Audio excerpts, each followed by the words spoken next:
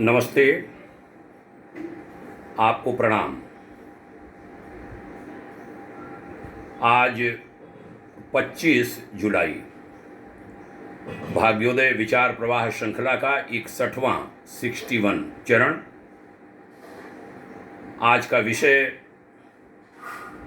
गौ माता की उपयोगिता कैसे बढ़े, यह रख रहा हूं। भारतीय संस्कृति के 5 प्रमुख आधारों में है गौ माता। गौ माता माने भारतीय गोवंश, भारतीय नस्ल की गाय, और उसके ढेरों लाभ, आध्यात्मिक लाभ, भौतिक लाभ, आर्थिक लाभ, स्वास्थ्य की दृष्टि से लाभ बताए गए हैं। आज मैं चर्चा करता हूं गौ माता के गोबर की। कैसे गोबर महत्वपूर्ण है और गोबर का उपयोग नए रूप में, गोबर का रूपांतरण कैसे किया जा रहा है, और गोबर से बने हुए उपलों, कंडों का आधुनिकीकरण कैसे किया जा रहा है। तो एक मशीन बनाई गई और उस मशीन, उसकी कीमत भी बहुत ज़्यादा नहीं होगी, उसकी जानकारी प्राप्त हो सकती है जो लोग काम कर रहे हैं वहाँ से। मशीन बनवाई, उसमें गाय का गोबर डाला गया और तैयार हो गई सुंदर सी गोबर युक्त लकड़ी, माने गौ काष्ठ।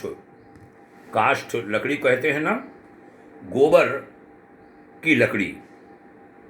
और उसका उपयोग विभिन्न रूपों में हो रहा है।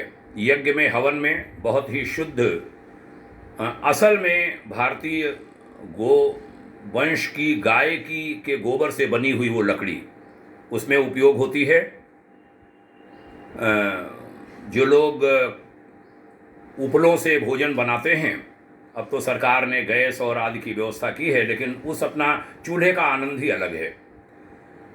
गांव में अभी भी चूल्हे जलते हैं, हानि रहित ईंधन है वह गौकाष्ठ।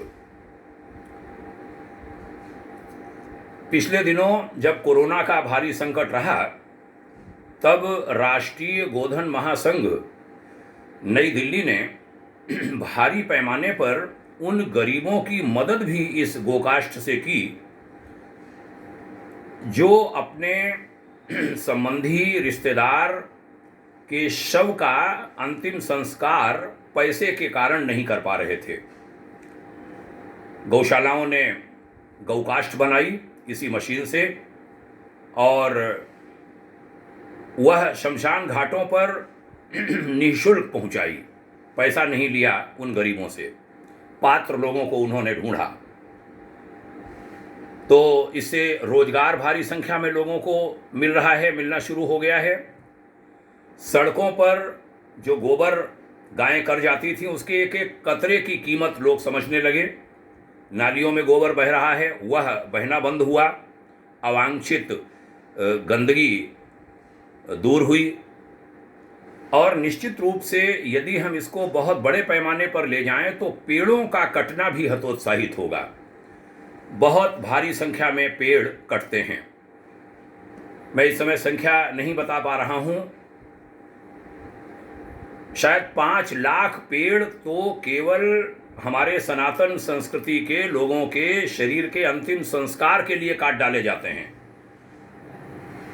5 लाख या 50 लाख ऐसी कोई संख्या थी, बड़ी संख्या थी वह, उससे भी ज़्यादा। यदि मैं भूल नहीं रहा हूं तो 5 करोड़ तक।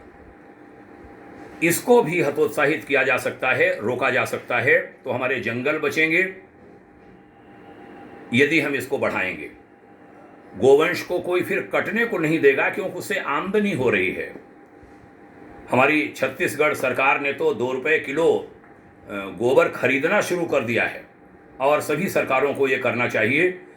और जहाँ नहीं हो पा रहा है वहाँ गोकाष्ठ बनाकर वो गोकाष्ठ बिकेगी, तो भारी संख्या में रोजगार हमारी गौशालाओं को, और जो गौ सेवक हैं, गौशालाओं में काम कर रहे हैं, उनको रोजगार मिलेगा। गोबर के एक एक कतरे का इस्तेमाल होने लगेगा। कहना चाहूँगा कि जो बाय प्रोडक्ट्स हैं गाय के, जैसे गोबर, इसी से गाय बचेगी। फिर कोई भी गाय को कटने को नहीं देना चाहेगा जब इसमें धन मिलने लगेगा, आय होने लगेगी। एक बात और कहूँगा, पशु पक्षियों की भी रक्षा होगी। जब हमारे पास पेड़ होंगे भारी संख्या में, पशु पक्षी बचेंगे। और बड़ी महत्वपूर्ण बात कहूँ, श्रीमान विजय खुराना जो राष्ट्रीय संयोजक हैं राष्ट्रीय गोधन महासंघ नई दिल्ली के, उन्होंने एक दिन हमसे एक लाइन कही, अभी 3 दिन पहले, बड़ी महत्वपूर्ण वह पंक्ति है। कहा था कि मिश्र जी देख लेना, हम लोगों की आयु हो गई है, कितना हम रहेंगे, कब तक जिएंगे मालूम नहीं है, लेकिन हम अपने देश की लगभग 20,000 गौशालाओं के माध्यम से ऐसा कुछ करके जाने वाले हैं कि आटे से ज़्यादा, आज जो गेहूं या इसका जो आटा मिलता है, आटे से ज़्यादा कीमत गोबर की हो जाएगी। जैसे इतने रुपए किलो आटा है, तो उससे ज़्यादा का गोबर बिकेगा, ये गौकाष्ठ बिकेगी। ऐसी व्यवस्था हम करके जाना चाहते हैं। गीता मनीषी स्वामी ज्ञानानंद जी महाराज उस महासंघ के अध्यक्ष हैं और बड़ी टीम काम कर रही है। मैं गोधन महासंघ, पूरा नाम है राष्ट्रीय गोधन महासंघ, के हर कार्यकर्ता को साधुवाद देना चाहूँगा कि ये जो आपने प्रयास शुरू किया है, और सभी 20,000 गौशालाओं को जिनके साथ हमने पिछले दिनों काम भी किया है, कोरोना से निवारण के लिए यज्ञ भी हुए हैं एक समय 20,000 गौशालाओं में एक साथ, और हमने उसका संयोजन किया। विश्व जागृति मिशन ने उसमें सहयोग किया, दिशा टीवी भी उसमें लगा। ऐसे प्रयासों को बहुत तेज करने की ज़रूरत है। और कहना चाहूँगा महासंघ के हर कार्यकर्ता से हाथ जोड़कर कि इस प्रयास को जारी रखें। भाग्योदय फाउंडेशन जहाँ भी आपका सहयोग कर पाएगा, सहयोग करेगा। और ये अभियान जो राजधानी दिल्ली से कोरोना के संक्रमण के दौरान चला, जिनकी मौतें हुई भारी संख्या में, और जो अपने शवों को नहीं जला पा रहे थे, अंत्येष्टि नहीं कर पा रहे थे, उनकी जो आपने सहायता की है, उसके लिए आप नमन के, वंदन के पात्र हैं। माननीय खुराना जी को बहुत साधुवाद देना चाहूँगा इस कार्य के लिए, और यह अभियान खूब बढ़े, ऐसी हमारी मंगल कामना है। हमने बीते 10 जुलाई को एक पोस्ट लिखकर फेसबुक आदि पर किया था, व्हाट्सएप पर भी डाला था। अनेक लोगों ने संपर्क किया, उन्होंने कहा कि हम भी इसको करना चाहते हैं, और हमने उनको माननीय खुराना जी से जोड़ा, गोधन महासंघ से जोड़ा, उनका मार्गदर्शन किया जा रहा है।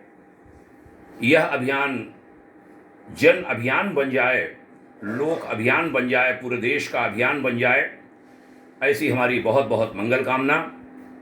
भाग्योदय फाउंडेशन उन सभी के मंगलमय उज्जवल भविष्य की कामना करता है जो इस अभियान में लगे हैं। सभी के लिए ढेर सारी शुभकामनाएं, सबको प्रणाम। जय हिंद, ओम शांति।